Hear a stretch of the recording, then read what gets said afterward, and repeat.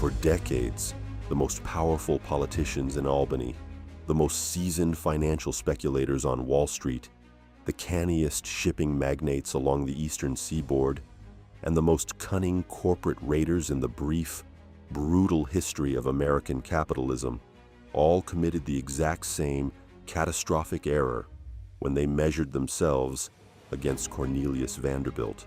They assumed that a man who had started with nothing, a Staten Island ferry boy with a borrowed sailboat and a Dutch immigrant's surname, could be outmaneuvered, outbribed, or outlasted. They assumed that the rules of commerce, the mechanics of legislation, and the weapons of financial warfare could be deployed against him with the same devastating effect that he had deployed them against everyone else. They were wrong in ways that destroyed fortunes, ended careers, and reduced men of considerable standing to ruins from which they never recovered. The railroad emperors of the 1860s watched Vanderbilt approach their domain with a kind of contemptuous confidence that wealth mistake for discernment. He was already old by their reckoning, past 70, a generation of steamboat dominance already behind him, a biography that most men would have considered a completed life. Legislators took his money and then bet against him anyway. Speculators borrowed from him, conspired against him, and then fled across the Hudson River with $7 million in corporate cash, convinced that a state border was sufficient to contain his wrath. A trio of market pirates, Daniel Drew, Jay Gould, and James Fisk, printed fraudulent stock certificates by the hundreds of thousands, flooded the market to dilute his purchases, and laughed at him from a hotel in Jersey City they called, with unearned theatrical flair, their fortified castle. Every one of them ultimately paid a price that the historical record has not forgotten. Any ordinary financier of that era would have absorbed the eerie defeat and retreated. Any rational man of 73 would have recognized the limits of his power and recalibrated his ambitions accordingly. The loss in the Erie War cost Vanderbilt millions. The legislature he had tried to influence chose bribery from the other side. The judicial injunctions he had obtained dissolved in a fog of interstate jurisdictional chaos. By every conventional measure of corporate warfare, he had been beaten. He should have withdrawn to his Washington Place mansion and spent his remaining years converting his existing empire into comfortable inheritance. But instead of retreating into the merciful obscurity of age, he did the unthinkable. He absorbed the eerie humiliation, redirected every financial instrument at his disposal, and continued building, methodically, mercilessly, without sentiment, until the railroad network, stretching from the island of Manhattan to the city of Chicago, bore, in every significant legal and operational sense, the architecture of his singular will. He had been outmaneuvered once. He would never be outmaneuvered again. This is the story of how Cornelius Vanderbilt, born in poverty on the waterfront of Staten Island in the year 1794, transformed a $100 loan from his mother into the largest private fortune in American history, how he mastered one industry, abandoned it at its peak, conquered another, and in doing so, forged an empire of iron and steam that permanently restructured the physical and economic geography of the United States. It is the story of a man who did not merely accumulate power. He weaponized it systematically against everyone who stood between him and total dominance. And when the weapons of commerce failed him, he invented new ones. To understand the sheer ferocity of this empire, we must rewind to the waters of New York Harbor in the year 1810, where the romantic mythology of Vanderbilt's origin has been carefully preserved and carefully sanitized. The version that biographies prefer presents a young Cornelius as an industrious, entrepreneurial teenager who borrowed $100 from his mother to purchase a small sailing periauger and establish a modest ferry service between Staten Island and Manhattan. This is historically accurate. What the romantic version neglects is the predatory intelligence that drove every decision from the very first transaction. By the time Vanderbilt was 16, he had already identified the foundational principle that would govern his entire career. Speed, price, and volume were the instruments of total market control. He did not enter markets to compete. He entered them to dominate, to undersell every rival until they surrendered or collapsed, and then to establish terms that made competition structurally impossible. He learned this in a skiff on the Hudson, and he never forgot it. His ultimate weapon was something entirely invisible, an absolute ferocious immunity to sentiment. Every competitor Vanderbilt ever destroyed shared the same fatal vulnerability. They believed, at some critical moment, that he was bluffing. They believed that a price war could be endured until he backed down, that a political maneuver could be sustained until he conceded, that a stock manipulation scheme could outpace his purchasing power. They were mistaken in every case. When the established steamboat operators on the Hudson River offered him a payment to vacate the route and stop undercutting their fares, Vanderbilt took the annuity, sailed to other waters, and proceeded to demolish the fares on every adjacent route until the same operators were hemorrhaging from every direction. He did not negotiate from weakness. He manufactured weakness in others and then arrived at the negotiating table as the only viable alternative to annihilation. By the 1860s, Vanderbilt's steamship empire was generating wealth on a scale that most of his contemporaries could not rationally conceive. He was worth tens of millions of dollars at a time when the average American worker earned less than $500 per year. And then, with the cold, calculating logic that defined every strategic pivot of his life, he walked away from it. He looked at the railroad industry, young, fragmented, politically contaminated, operationally chaotic, and recognized what no one else of his stature had yet fully understood. Iron rails were not merely a transportation technology. They were the circulatory system of an industrializing continental nation. The entity that controlled the primary arteries of that system would not merely profit from commerce. It would tax it, shape it, and determine, with sovereign authority, which cities grew and which withered.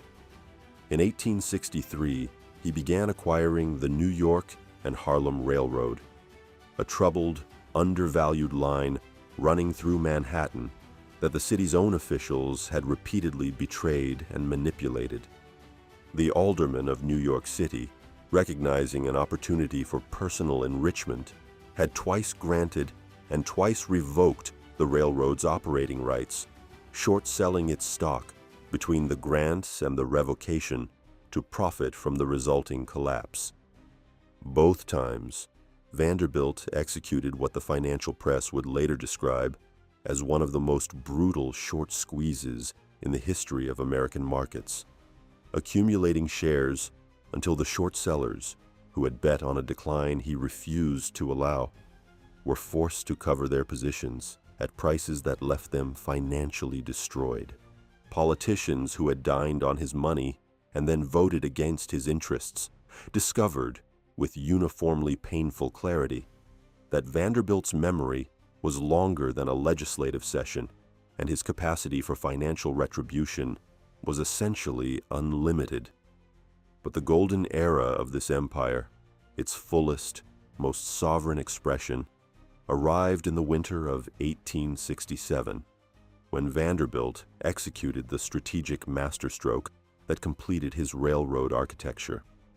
He already controlled the Harlem and the Hudson River Railroad. The New York Central, running from Albany west to Buffalo, was the essential final corridor.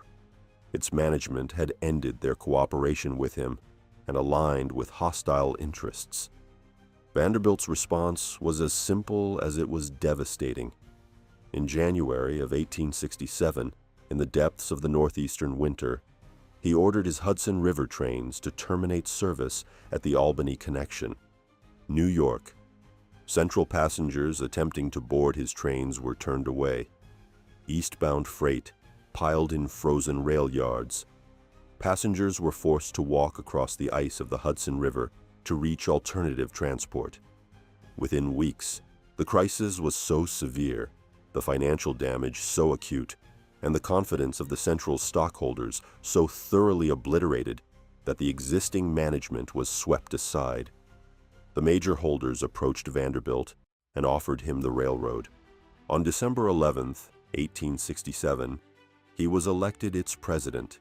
He merged it with the Hudson River Line in 1869, creating the New York Central and Hudson River Railroad, a unified steel corridor from Lower Manhattan to Buffalo, and then extended the system to Chicago by absorbing the Lakeshore and Michigan Southern Railway.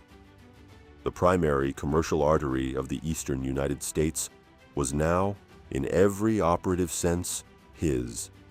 Then came the grand corporate plot twist that this particular story reserved for its most dangerous chapter, and it arrived not as a triumph, but as a defeat that Vanderbilt was never fully able to reverse. The Erie War of 1868 was the single genuine strategic failure of his railroad career, and it was engineered by three men whose collective moral architecture was, if anything, more ruthlessly transactional than his own.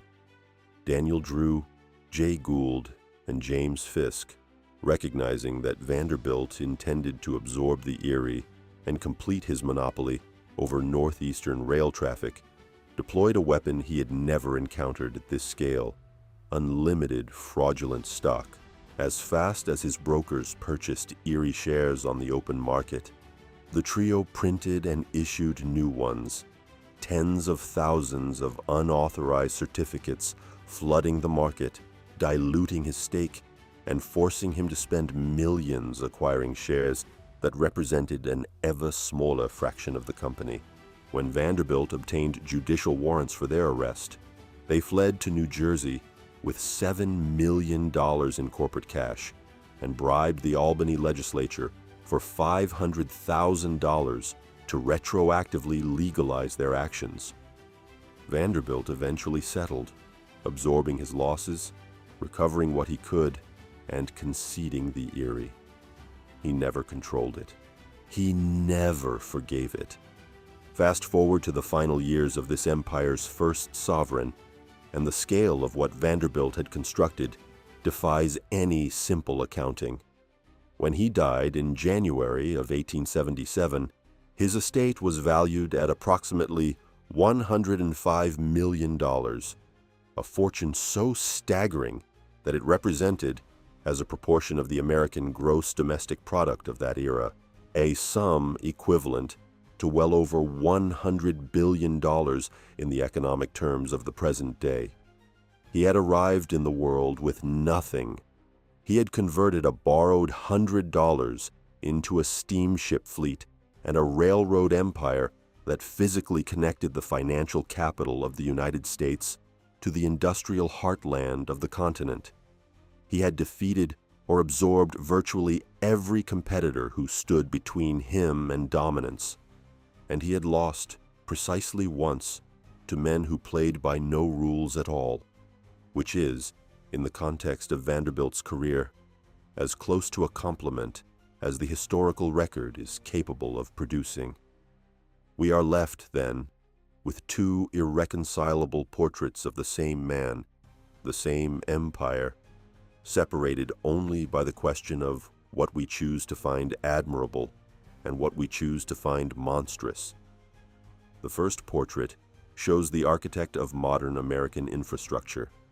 the man who unified fragmented, operationally chaotic rail lines into efficient, standardized systems, who built the Grand Central Depot in Manhattan as a monument to the industrial ambition of a nation remaking itself after the wreckage of civil war, who demonstrated, with decades of consistent execution, that consolidation and scale could deliver faster, cheaper, more reliable transportation to a continent that desperately needed it.